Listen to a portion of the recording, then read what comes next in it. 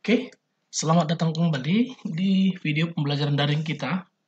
Nah, untuk video VB.NET untuk kali ini bagi siswa-siswi semua, di sini video ini hanya sedikit menjelaskan tentang bagian dari video pembelajaran sebelumnya yang belum selesai. Nah, di video pembelajaran sebelumnya, di sini kan pada saat kita jalankan eee, akan ada muncul intronya ya, loading dan lain sebagainya.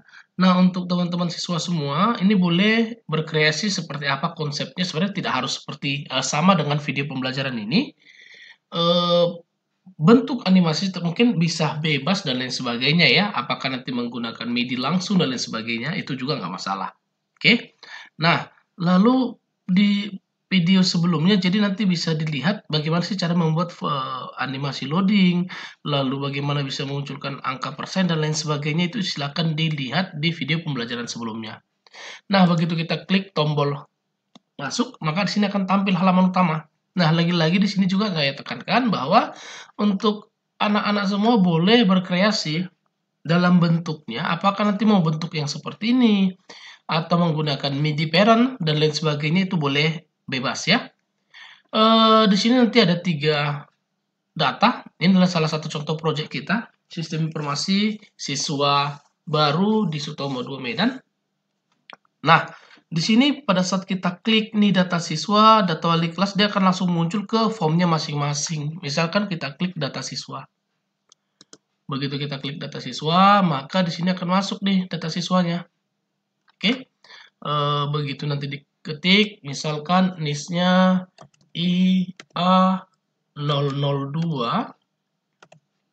dengan nama Charlie,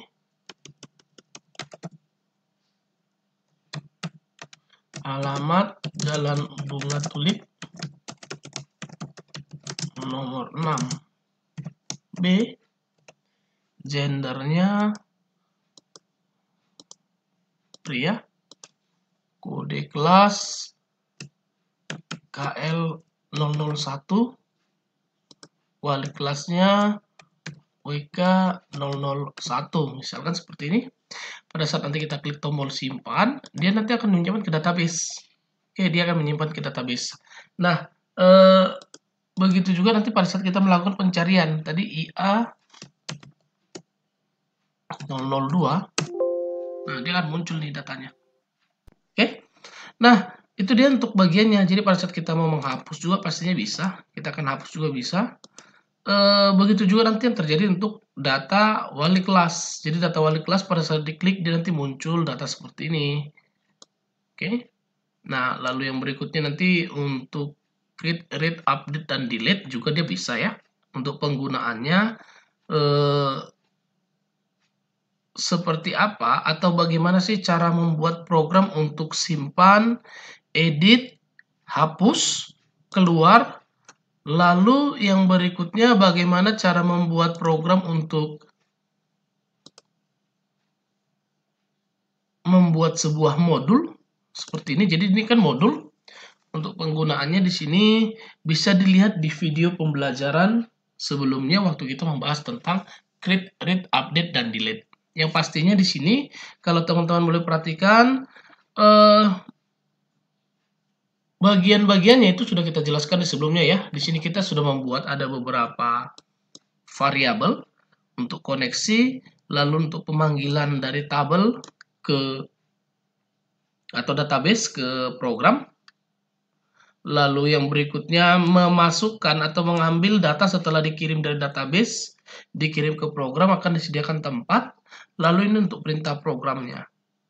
Sedangkan nanti untuk bagian subkoneksi adalah untuk bagian bagaimana cara mengkoneksikan antara VB.NET dengan database, namanya adalah DB siswa baru. Microsoft Access ya, ini Microsoft Access. Nah, yang berikutnya untuk bagian yang lain juga sama.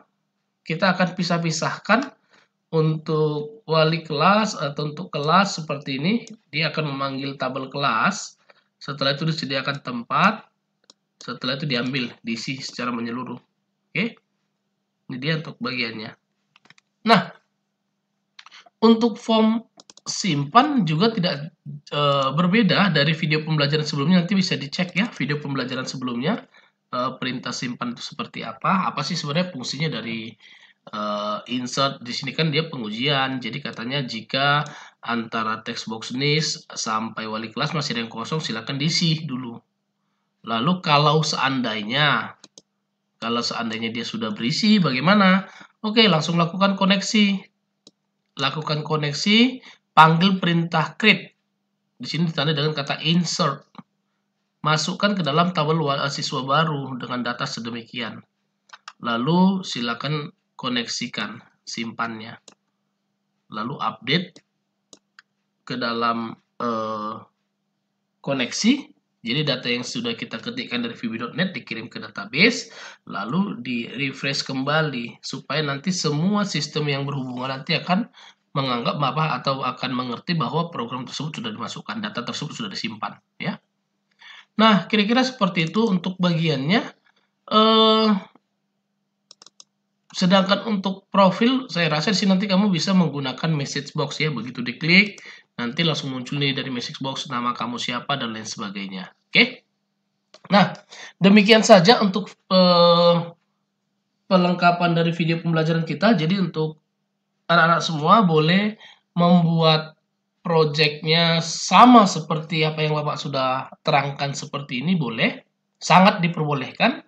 Atau bisa juga menggunakan konsep desain yang lain juga tidak masalah, tergantung berkreasi kamu dan lain sebagainya ya. Oke, demikian video pembelajarannya. Semoga bermanfaat bagi kita semua. Terima kasih.